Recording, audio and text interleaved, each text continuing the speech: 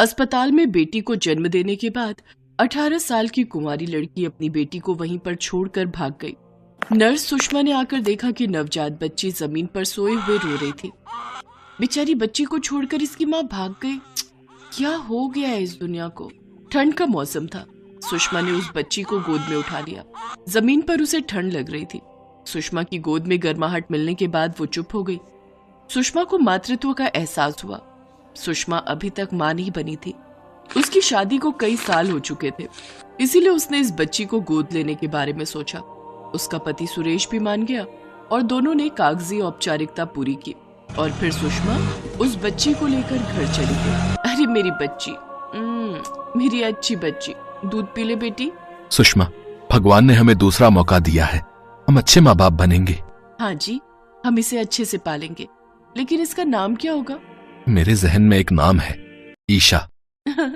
वाह ईशा, बड़ा अच्छा नाम है ना ईशा बेटी, मेरी अच्छी बेटी। ईशा को पाकर वो दोनों बहुत खुश थे। उनकी लाइफ कंप्लीट हो गई थी, लेकिन सुरेश का बड़ा भाई रमेश और उसकी पत्नी कुसुम दोनों खुश नहीं थे। अपना खून होता है। कहाँ अस्पताल से इस बच्ची को उठा लाई है सुषमा?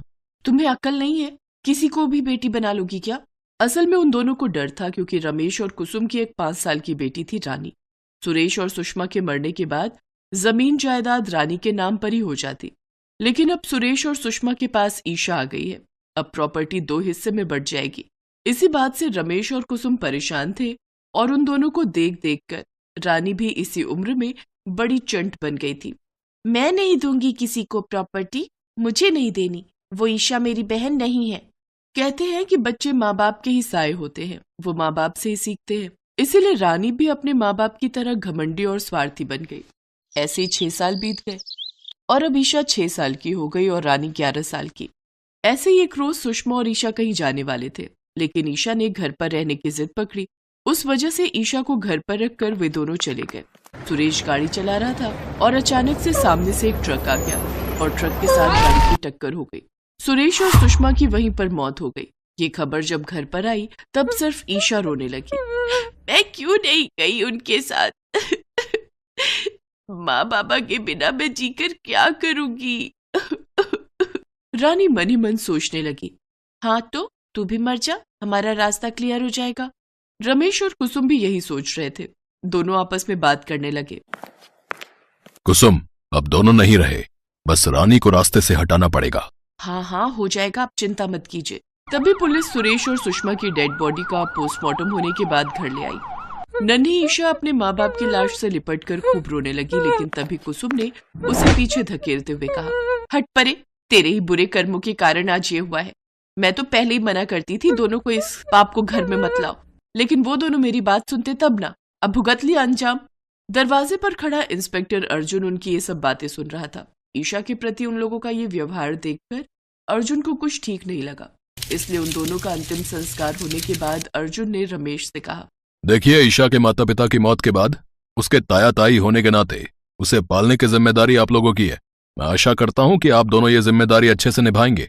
ये बोलकर पुलिस चली गई। रमेश और कुसुम सोच में पड़ गए।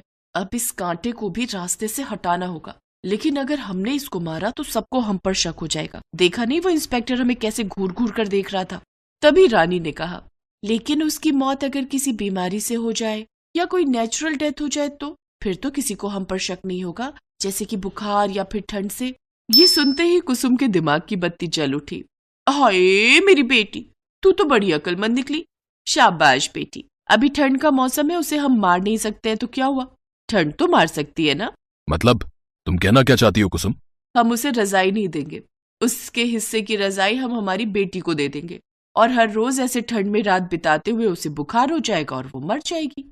पुलिस के कहने के मुताबिक ईशा अपने चाचा चाची के साथ रहने के लिए चली आई। उसके माता पिता ने उसे अच्छी रजाई खरीद कर दी थी और अपने कमरे में रजाई ओढ़कर सो गई।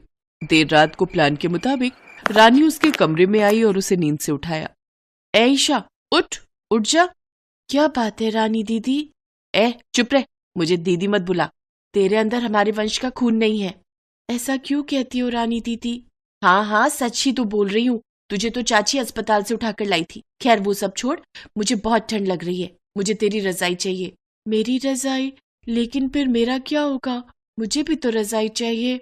नौटंकी मत कर, हमारे घर पर रहने के लिए आई है, हम तुझे रहने की जगह दे रहे हैं, खाना दे रहे हैं, और तू मुझे एक रात के लिए रजाई नहीं दे सकती? दे मुझे।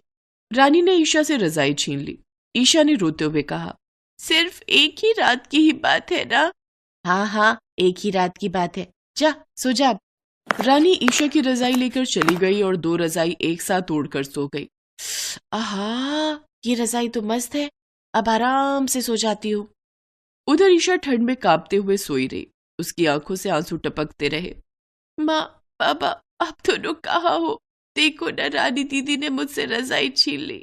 मुझे पूरी रात ऐसे ही ठंड में बितानी होगी। आप दोनों लौट आओ ना, मुझे बहुत तकलीफ हो रही है।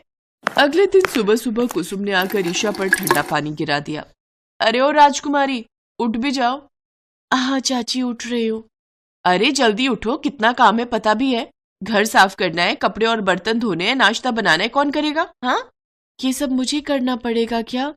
और नहीं तो क्या, जल्दी काम पर लग जाओ। ईशा को ये सब काम करना पड़ा। फिर रात आई। रानी दोनों रजाई ओढ़कर सो गई। ईशा उससे रजाई मांगने के लिए गई। रानी दीदी, मुझे मेरी रजाई दे दो ना। नहीं देती, भाग यहाँ से। दे दो ना दीदी, रजाई के बिना मुझे नींद नहीं आएगी। तभी वहां कुसुम आ गई। अच्छा, कहाँ की महारानी हो आप? तुझे सुषमा ने अस्पताल से उठाकर लाया था, वरना ठंड में रास्ते पर ही पड़ी रहती। और अभी तुझे रजाई चाहिए है? शुक्र कर, घर तो मिल रहा है। मुझे नहीं चाहिए ऐसा घर, मुझे नहीं चाहिए। कुसुम ने ईशा को ठंड में रात को घर से निकाल दिया। पूरी रात ईशा बाहर ठंड में पड़ी रही और उसे बुखार आ गया। सुबह एक भिखारी घर के बाहर आया और भीख मांगने लगा, लेकिन कुसुम ने उसे भीख नहीं दी। भिखारी ने देखा बेचारी ईशा घर के बाहर ठंड में बिना रजाई के पड़ी हुई है और थोड़ी देर बाद कुसुम उसी से काम करवा रही है। तब वो भिखारी कुसुम के सामने आ गया। बहुत हो गया, अब चलो थाने। मतलब? और तू कौन है बे? तभी उस भिखारी ने अपनी दाढ़ी मूछ हटाई और फटे हुए कपड़े खोलकर पुलिस के कपड़ों में सामने आया। पुलिस इंस्पेक्टर अर्जुन को देखकर कुसुम, रमेश और रानी तीनों डर गए। पुलिस ने तीनों को गिरफ्तार कर लिया। मुझे तो तुम तीनों पर पहले से ही शक हो गया था, इसलिए मैंने तुम्हारे घर पर निगरानी रखना शुरू कर दिया था। फिर रमेश और कुसुम को जेल में भेज दिया और रानी को हॉस्टल में। उधर अस्पताल में ईशा का ट्रीटमेंट हुआ और वो पूरी तरह ठीक हो गई।